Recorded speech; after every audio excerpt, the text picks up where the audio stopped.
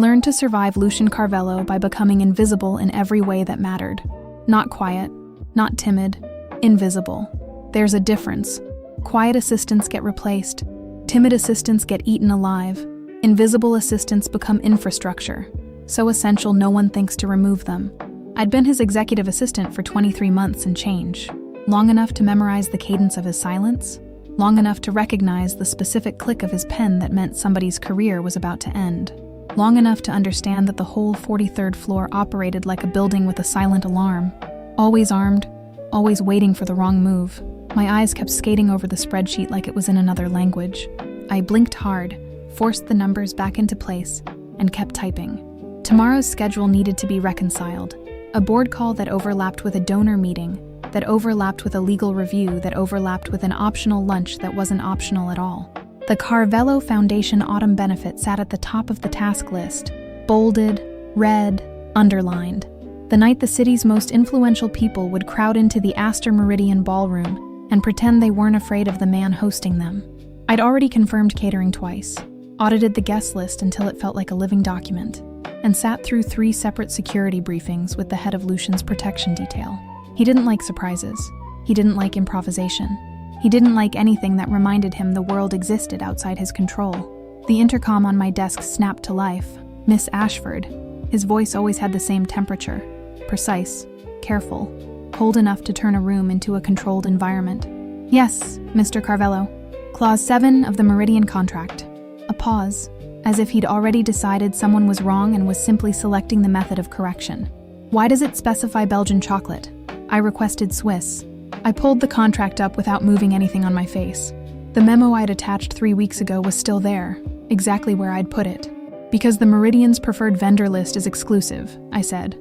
Swiss requires import through a third party, which conflicts with their insurance language. I flagged it in the memo.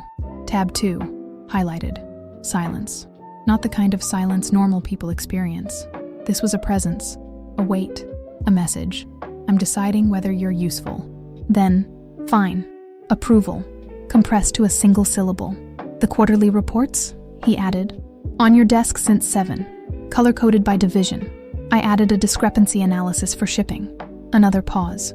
You found discrepancies. I find what's there, I said. Do you want a meeting with shipping? They're here in 20 minutes. Already scheduled, I replied, eyes flicking to the clock. They should be in the lobby now. This time the silence shifted. Not softer, not warmer, just altered, like the system had detected an unexpected pattern. Then the intercom clicked off. My phone rang immediately after. Outside line. I answered with the same tone I used for donors and debt collectors. Carvello Holdings, Mara Ashford speaking. Mara, thank God. The voice on the other end arrived fast, warm, and slightly desperate. I know this is insane, but I need you. Elias. Elias owned the antique shop 2 blocks from my apartment. He had a talent for finding first editions with inscriptions that made my fingertips itch, and an even stronger talent for pretending he wasn't lonely. What did you do? I asked. Nothing. Not exactly. My family is coming in for my grandmother's 85th. He exhaled like the number itself was a threat. They've decided my life is a tragedy because I'm not married. I need a girlfriend. That's what apps are for, I said. No. His voice lowered. Conspiratorial. I need a fake girlfriend. Just for the weekend. Someone who can sit through dinner and not get dismantled by my aunt's questions. I stared at the schedule in front of me, at the endless blocks of time that belonged to someone else. My Saturdays were my last intact boundary. Farmer's market, a few hours in a bookstore, meal prep, silence. Elias had once given me his guest room for 3 weeks when my landlord tried to do something illegal, and bold enough to assume I wouldn't fight back. Elias didn't ask for rent. He didn't make it awkward. He just quietly made sure I had somewhere to sleep. What weekend? I asked, already regretting it. This Saturday. His relief came out as a laugh. There's a gala. Fancy. Fundraiser. My grandmother bought tickets months ago and decided I'm bringing someone. My cursor froze. What gala? The Carvello Foundation autumn benefit, Elias said, like he hadn't just thrown me into the mouth of a machine. At the Astor Meridian. Of course it was. Of course, the one night I was required to be present in 2 separate roles, professional and personal, was the same night my boss was hosting the most visible event of his year. I'll be there anyway, I said carefully. I'm coordinating. That's perfect. Elias said, missing the danger entirely. You know the layout. You'll save me. I should have said no. I should have shut it down. Instead, I negotiated. Rules, I said. Hand, arm, nothing else. 2 months of fictional history. We met because you sold me a first edition. Done. He sounded like a man signing away his soul with gratitude. You're the best. When the call ended, I stared at my spreadsheet as if the cells might rearrange themselves into an exit plan. If you're into these dark office power stories, subscribe. I post the full versions, and the endings are never clean. The intercom crackled again. Miss Ashford, Lucian said. Shipping executives arrived early. Send them in. I stood, smoothed my blouse, and crossed the marble floor toward 3 men hovering near my desk like they'd been summoned for judgment. They flinched when I approached. I gave them my warmest corporate smile, the one that convinced people I was a person and not a mechanism. Gentlemen, Mr. Carvello is ready. This way. Inside Lucian's office, he was already standing behind his desk. He was 34, built like restraint, dressed in charcoal that looked carved into place. Dark hair, sharp jaw, eyes the color of a winter sky right before it breaks. He glanced up once, and the room recalibrated. Shipping, I said. Quarterly review. I gestured them toward the chairs. Coffee? Water? I asked. Lucian didn't look at them. He looked at me. Close the door on your way out, Miss Ashford. The flatness in his tone was the warning. Not for me, for them. I closed the door. I returned to my desk and my 17 tasks. Behind the wall, voices rose in increments, the way pressure rises before something ruptures. My phone buzzed. A text from my roommate. Wine tonight? Your face looked like you saw a ghost this morning. I typed back. Later, survive first. 20 minutes after they'd gone in, the shipping executives came out. One had sweat on his upper lip. One stared at the carpet like it was safer than the air. The middle one looked like he was negotiating whether to vomit. Lucian appeared behind them, straightening his tie as if he'd been adjusting it the entire time. His gaze locked onto me. Martinez contract, he said. Reviewed by end of day. Already in progress, I replied. Preliminary notes by 5. Full analysis by tomorrow morning. A flicker moved through his expression. So small it could have been my imagination. You anticipated this. The Martinez account has been unstable for 6 months, I said. Shipping issues create exposure. You'd naturally want contract risk checked. For 3 full seconds he looked at me. Not past me, not through me. At me. Then quietly. That's why you're still here. He turned and shut his office door. I sat down slower than I meant to, because the last assistant didn't leave voluntarily, and Lucian Carvello never explained himself unless something had changed. By 5:15, I sent him the preliminary report. My desk phone rang immediately. Third solution, he said. Explain. I didn't ask why he was calling instead of reading. Martinez's majority stakeholder is overexposed in overseas shipping lanes. Quarterly installments lower our risk and increase our visibility. If they slip, we exit after 4 quarters instead of being locked in for 3 years. Silence. Then, implement it. Draft the amendment. Already drafted, I said. Call with Martinez is on Tuesday at 10. A pause, shorter this time. Good night, Miss Ashford. Good night, Mr. Carvello. I left the building with my mind already running Saturday's checklist. Lighting cues, donor arrivals, vendor timing, seating chart. And then my phone buzzed with an unknown number. Miss Ashford, a woman said, voice smooth and unhurried. This is Valentina Moretti. I stopped walking. That name lived in office whispers. Lucian's mother. The woman he hadn't spoken to in 2 decades, according to the people who spoke like they knew. The woman who left when he was 14 and never looked back. Yes, Mrs. Moretti. I'll be attending the benefit, she said. Lucian won't take my calls, but he can't refuse me in public. My fingers tightened around my phone. I'm not asking, she added, tone polite like it was a calendar update. I'm informing you. My name should be on the guest list under my maiden name. Table 17. Make sure the seating is comfortable. The line went dead. I stood on the sidewalk while pedestrians moved around me like water around a stone. I had just been assigned a problem that didn't belong on any spreadsheet, and Saturday was now guaranteed to explode. Saturday arrived with air sharp enough to slice through silk. The Astor Meridian's lobby glowed like it was designed to convince people they mattered. Marble, gold accents, staff moving with choreographed quiet. The kind of place that smelled like money without needing to advertise it. I'd spent the afternoon on site, calibrating problems down to the millimeter. The east chandeliers were too bright. The orchestra had drifted half a beat off tempo during rehearsal. and the champagne fountain schedule needed to be staggered or we'd bottleneck the servers. By 7, I was finally in guest mode. If guest mode counted as standing near the entrance, scanning the flow of arrivals like a guard at a border crossing. My dress was burgundy, simple, fitted enough to look intentional, modest enough to avoid comment, hair pinned low, jewelry minimal. The goal was always the same: present, competent, forgettable. Elias appeared through the crowd, navy suit, nervous grin. "You look," he started. "Don't," I said. "You'll make it weird." He laughed, then offered his arm. "Okay, thank you again. I owe you." "You owe me a shelf," I reminded him, and let him guide me toward the incoming wave of relatives. An elegant older woman swept toward us like she owned the air. "Finally," she said, grabbing Elias's hands and pulling him close. "We were waiting." "Nona," Elias said, voice softening. "This is Mara." His grandmother's gaze moved to me with a practiced assessment that made me feel like she'd just read my posture, the way I read contracts. "And you are," she said, beautifully calm. "That's just fatigue," I replied. Her smile widened. "Good. Humor survives families." Names were introduced. Aunts, uncles, cousins, everyone talking at once. I fielded questions like a diplomat. Where did we meet? What did I do? Did I like children? Did I cook? What were my intentions? I kept the story clean. 2 months. First edition. Coffee turned into dinners. My eyes kept flicking to the ballroom doors, watching timing, watching staff, 3 minutes behind schedule on appetizers. Lighting tech missed the dim on the east side. I excused myself and walked straight to the coordinator with the kind of authority people obey without thinking.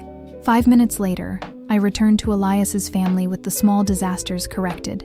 Elias's hand found mine again, gentle, careful. I let it. The ballroom doors opened. Guests began flowing in, and I guided Elias's family toward table 17. And that's when I saw her. Valentina Moretti sat at table 17 like the seat had been built for her. Silver dress, dark hair in polished waves, diamonds that caught the light every time she turned her head. Her expression was composed in a way that didn't read as calm. It read as prepared. My stomach didn't drop. It tightened, like a knot being cinched. Elias's grandmother lit up. "Valentina!" she called, rising. Valentina stood and embraced her with ease, like old friends. Of course, the woman who'd just called me like I was her assistant too, was also somehow connected to the family I was pretending to join. "Nona," Elias said, delighted. "You didn't tell me you knew Valentina." "Everyone knows everyone," his grandmother said, waving a hand like it was obvious. "The city is small if you're old enough." Valentina turned her smile toward me. "And you must be Elias's girlfriend." Her voice was warm in the way a knife can be warm if it's been sitting in sunlight. "Mara," I said, shaking her hand. Her fingers were cool, her grip firm. "Mara," she repeated. "Ashford." I kept my face neutral. "Yes, Ashford," Valentina said again, like she was tasting it. "That sounds familiar." "I work in finance," I replied. Understanding moved behind her eyes. Not surprise. Recognition. "Oh," she said softly. "How interesting." The orchestra began the opening piece. Guests took their seats. I stayed standing longer than I should have, scanning the room for Lucian. He always arrived 12 minutes after doors opened. I knew the exact rhythm of it. 11 minutes, 43 seconds. Elias tugged my hand. "You're shaking." "I'm not." I lied. "You're doing the thing," he said, affectionate. "The event coordinator thing. Someone has to keep disasters small," I murmured, sitting. Valentina leaned forward slightly. "So," she said, "you coordinate events?" "Executive assistants," I replied. "Where?" I met her gaze. "Carvello Holdings." Something sharpened behind her smile. "You must know my son." Then the ballroom doors opened again. Lucian Carvello entered like the room had been waiting for him. Black tuxedo, hair immaculate, expression carved into place. Behind him, his head of security, Marcus, moved like a shadow with shoulders. Conversation didn't stop. It thinned, like the room adjusted its volume out of instinct. Lucian moved through donors with efficiency, hands shaking the right hands, mouth forming the right words without ever giving away anything real. Then his eyes swept the room and stopped on my table, on my hand resting near Elias's. His expression didn't change, but the air did. The atmosphere felt pressurized. He changed direction. People noticed, not openly, not with staring, but I saw the subtle shift as nearby tables went quiet. Lucian crossed the ballroom in measured strides and stopped beside me. "Miss Ashford," he said, voice low enough to be polite but sharp enough to cut. A word. It wasn't phrased as a request. Elias's hand tightened, protective. "Is everything—" "It's fine," I said quickly, withdrawing my hand and standing. I kept my face smooth. "Mr. Carvello, is there an issue with the timeline?" Lucian didn't answer. He turned and walked toward the private balcony exit. I followed. Behind me, I heard Elias's grandmother whisper something rapid in Italian. Valentina said something back in the same language, softer, controlled. The balcony was empty, overlooking the city like the building was displaying its dominion. Cold air hit my arms immediately. Lucian stood with his hands braced on the stone railing as if he was holding himself in place. "Since when do you date?" he asked without turning. I blinked. Of all the issues, security, donors, his mother sitting inside under a false name, this was what he chose. "Excuse me?" He turned then, and his face was unfamiliar. Not anger, not calculation. Something stripped raw enough that it didn't belong on him. "You heard me," he said. "Since when do you date?" I folded my arms against the cold. "Since men started asking. It happens to people who leave their office." His jaw tightened. "Who is he?" "That's not your concern. You brought him here." "I brought a guest to a public fundraiser," I said. "I'm also working. 2 separate capacities. There's no policy against it." I checked. A flicker crossed his face. Almost dark amusement. Almost disbelief. "Of course you did," he murmured. The city lights behind him made his eyes look even colder. "How long?" "How long what? How long have you been seeing him?" This was absurd. Lucian Carvello didn't talk about personal lives. He barely acknowledged personhood. 2 months, I lied, because the truth was worse. The truth was fake. The truth made me look irresponsible. He repeated it like he was storing it. 2 months, and you didn't think to mention it. "Why would I mention it?" I asked. "Do you brief me on your dating life?" His laugh was short and sharp. "I don't have one." "Right," I said before I could stop myself. "You have your mother at table 17. His expression snapped. "What?" I took a breath, forced control back into my voice. "Table 17, I said. "Your mother is inside. She called me yesterday. Used her maiden name. She's seated with Elias's grandmother." Lucian went utterly still, not frozen from cold, from impact. "You knew," he said quietly, "and you didn't tell me." "I tried," I said, and hated that my voice softened. I didn't know how. For a moment, his face tightened like he'd bitten down on something. Then the mask slid back into place. "Get back inside," he said, voice flat. "Make sure the event stays clean. Keep your guest away from table 17. He brushed past me and returned to the ballroom. I stayed on the balcony a few seconds longer than I should have, letting the wind sting the edge of my composure back into place. Then I went back in. Elias was waiting, eyes searching mine. "What happened?" he whispered. "It's fine," I said, sitting and smoothing my dress like that could smooth anything else. "Work." Across the table, Valentina watched me like I'd just become useful. And I understood, with a clarity that felt like a locked door clicking open, that Saturday had shifted something in Lucian Carvello. He'd looked at me like he'd finally noticed I existed, and he hadn't liked what he saw. The next week proved it. Monday morning I arrived at 6:45. Lucian was already there. That never happened. He didn't greet me, not really, but his gaze tracked me as I moved through routine, calendar confirmations, priority communications, briefing notes. On Tuesday, he somehow appeared at the restaurant Elias had reserved for dinner, alone, in a back booth, a financial report open like camouflage. On Wednesday, he sent an urgent email at 8 p.m., requiring my immediate presence. I arrived at the office in heels and a tight jaw at 9:17, and found him waiting behind his desk, calm as if midnight meetings were normal. He questioned me for 2 hours on projections I'd already justified in writing. At 11:30, he closed the file. "That's all," he said. "Mr. Carvello," I replied, keeping my voice level. "It's 11:30. He looked at me, unreadable. "I needed certainty," he said. "Of what?" His gaze held mine longer than was necessary. "Of why you're the only person here whose analysis I trust without verifying," he said. The words landed like a confession disguised as a complaint. I turned toward the door before my face could betray anything. "How was your dinner?" he asked. I stopped. He wasn't looking at me. He was looking at the closed file, like it was safer than my expression. "How was your dinner at Morello?" My pulse jumped, sharp and fast. "You were there," I said. "You tell me." He tapped his finger once on the desk, an agitation tell I'd seen only in crisis. "You laughed," he said. 16 times. I stared at him. You counted. He didn't deny it. You don't laugh at work, he added. Because spreadsheets aren't funny, I said. His jaw flexed. Is there a problem, I asked, with me being happy outside this office? No, he said too quickly, and then quieter. No problem. I left before his control could slip further. By Friday, the pattern wasn't subtle anymore. He, coincidentally, appeared at my coffee shop. He scheduled a client dinner at the same restaurant Elias had booked for a family celebration. He sent a weekend contract request that was clearly not urgent. And on Saturday at 2 p.m., I walked into his office without knocking. Enough was enough. Mr. Carvello, I said, holding the contract like evidence. With respect, what is happening?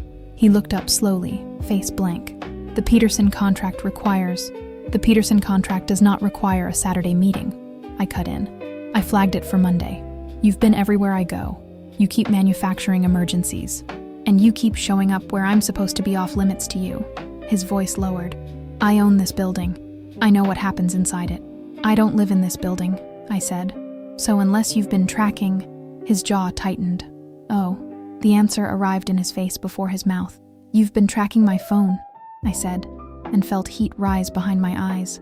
The company phone has security. Standard practice is disclosure, I snapped. Not stalking. The word hit him like a slap. Don't, he said. Don't what? Don't say his name, he said, rawness breaking through like something cracking under pressure. My anger paused. Because Lucian Carvello didn't break. Why? I asked, quieter now. Why does it matter who I see? He stood, rounded the desk, stopped 3 feet away like he was obeying a line he didn't trust himself to cross. 2 years, he said. 2 years you belonged to this place. And then you smiled at someone else like you had a life I didn't know existed. He didn't say jealous. He didn't say want. But the space between us said both. I swallowed, forced steadiness into my voice. Whatever this is, stop. His face tightened. The mask snapped back into place. You're right, he said flat. This conversation is unprofessional. It won't happen again. Dismissal, clean and surgical. I stood there 5 seconds longer, heart loud in my chest for reasons I refused to catalog. Then I left. And I walked home to whine, because some systems require liquid support. 3 days after my confrontation, Elias called me at 6:12 p.m., with the kind of excitement that made you sit up even if you'd been trying to disappear into your couch. Mara, he said, we need to talk. I'm afraid, I replied. No, good afraid. He laughed. I met someone. The words should have brought relief, clean closure, an easy end to the fake relationship that had accidentally detonated my professional life. Instead, my stomach did something inconvenient. What do you mean you met someone? Her name is Margot, he said. She came into the shop looking for a writing desk. We talked for 3 hours. She's real, Mara. I pictured his hands, careful with old paper, careful with fragile things. I pictured him finally finding someone who matched his softness without mistaking it for weakness. That's amazing, I said, and meant it. It means we have to end our arrangement, he added gently. Of course, I said quickly. Yes, absolutely. We met that night at our usual coffee shop, the one with chipped mugs and mismatched chairs. Elias looked apologetic and bright all at once. I'm sorry the timing is messy, he said, with your boss and the building situation. The building situation is not your fault, I said, and heard how hard my voice had become. He frowned. He really did buy it? I nodded once. The building that housed Elias's shop had received notice. New owner. New lease terms. Triple the rent. 30 days to vacate or negotiate. The paperwork listed the buyer as a holding company I recognized immediately, one that only existed as a shell in Carvello Holdings' structure. Lucian had done it, not as business, as a message. Elias reached across the table and squeezed my hand. You've been incredible. I owe you more than a shelf now. You owe me your happiness, I said.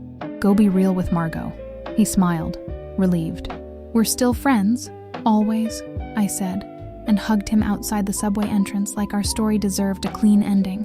It was clean. My life wasn't. The shield was gone, and I felt it immediately. Not because I missed the pretending, because I'd been using the pretending to avoid admitting what Lucian's behavior had forced into view. Somewhere in the last year, my pulse had started reacting to him like he was more than a boss. Not admiration, not professional satisfaction, something warmer and sharper that didn't belong in an org chart. Monday morning, I arrived early with a plan. Tell Lucian the truth. Elias wasn't my boyfriend. It was fake. It was done. I would clear the air, set boundaries, and demand he stop using corporate power like a weapon against my personal life. Except Lucian wasn't at the office. Marcus, his head of security, met me at my desk with a calm expression that never changed. "Mr. Carvello is working from home this week," he said. "That's not..." I stopped myself. Did he say why? Marcus's face stayed neutral. Urgent matters only. Lucian Carvello didn't work from home. He ran his company like a man who didn't trust distance. By Tuesday, he'd missed 3 meetings. His email replies were single words: approved, fine, later. By Wednesday afternoon, my concern outweighed my pride. I took a taxi to his penthouse. The doorman looked at me like I was about to commit a crime. I gave my name. I said I had urgent documents. He made a call, listened, then stepped aside. "Mr. Carvello is expecting you." The elevator opened directly into Lucian's home. It was exactly what I would have assumed from him. Minimalist, clean lines, glass, and city. But then I saw the things that didn't fit the public myth. Books stacked in real piles. Not decorative. A grand piano. A framed photograph turned face down on a shelf like it had been exiled. Lucian appeared from a hallway wearing black slacks and a white shirt with sleeves rolled to his elbows. It was the most casual I'd ever seen him, and the sight dislodged something in me that I did not want dislodged. "Miss Ashford," he said, voice still controlled. "You didn't need to come here." "Yes," I said. "I did." He gestured toward the sofa. I stayed standing. "I'm ending something you started," I said, and watched his eyes sharpen. "I'm listening." "Elias and I were never dating," I said. "We never were." The words came out too fast. His stillness was immediate. "You've been lying to me," he said quietly. "I've been lying to everyone," I corrected. "It was a favor. His family, his grandmother. It was a performance." Lucian's jaw tightened. "And you let me believe you never asked if it was real," I snapped, anger finally finding permission. "You just tracked my phone, showed up everywhere, bought his building." His voice dropped. "You're aware of the tracking software." "Now I am." He moved toward me, stopping close enough to make the air feel crowded. "You want clarity," he said. "Fine." His gaze held mine like a threat and a confession at the same time. "I wanted to know why he got your laughter," he said. "Why he got your attention. Why after 2 years beside me, the moment you stepped outside this office, you chose someone else." My throat tightened, and I hated that it wasn't only anger doing it. "You didn't see me for 2 years, I said. "Not as anything but output." His eyes flickered, something like pain passing through too fast to name. "Because I'm your employer," he said, voice rougher. "Because crossing that line makes me the kind of man I promised myself I wouldn't be." "And buying a building to punish my fake boyfriend doesn't?" I asked. A short laugh escaped him, humorless. "No, it doesn't. It makes me worse." For a second, neither of us spoke. Then I said it. Because I'd come here to stop the spiral, and apparently my mouth had its own plan. "I've developed feelings for you," I said. "Real ones." Lucian's face went utterly still again. "This is," he said slowly, "a terrible idea." His hand rose toward my face, hovering like he didn't trust himself to touch. "It is," I agreed, and stepped closer anyway. "But pretending doesn't fix it." His eyes searched mine like he was trying to find the flaw that would let him retreat. "Say stop," he murmured. I didn't. He kissed me. It wasn't gentle. It wasn't polite. It was everything he'd been strangling back for months, poured into one moment like an act of violence against restraint. When we broke apart, his forehead rested against mine. "If we do this," he said, "everything changes." "Everything already changed," I replied. His breath caught.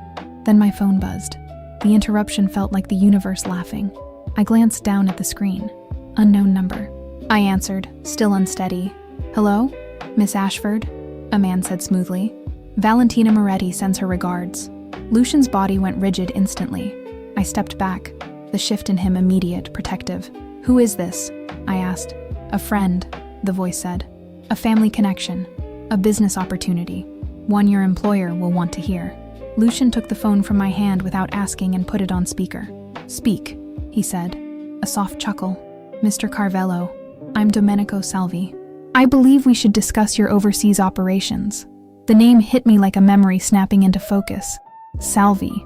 I'd seen it in buried subsidiary paperwork, An investment group that kept appearing like a fingerprint and disappearing like smoke. Lucian's face hardened. "No," he said. "You haven't heard the terms." Salvi replied pleasantly. "I don't need to," Lucian said. "If you're working with her, the terms are extortion." Silence. Then, such a harsh word. Lucian's gaze flicked to me, a quick check, not permission, then back to the phone. "Leave my assistant out of this," he said. Salvi laughed softly. "Assistant? How convenient." The call ended. Lucian stared at the phone like he wanted to crush it into dust. "My mother," he said quietly, "is back. And not alone," I added. He turned away, shoulders tense. "She'll use this," he said. "Use you. She's good at leverage."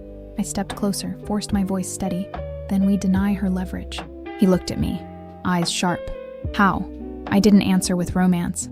I answered with what I was. Operational. "We find what she's hiding," I said.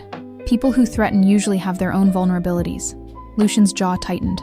"You don't understand who they are." "I understand the pattern," I said. "Give me access to what I need. 2 weeks." He hesitated. Then he nodded once, like he was signing an agreement he didn't like but couldn't avoid. 2 weeks, he said. "But you don't do anything alone." I held his gaze, then stopped trying to carry everything alone. That night, I went home with his kiss still on my mouth and blackmail on my calendar. And for the first time in 2 years, I wasn't trying to be invisible. I was trying to win.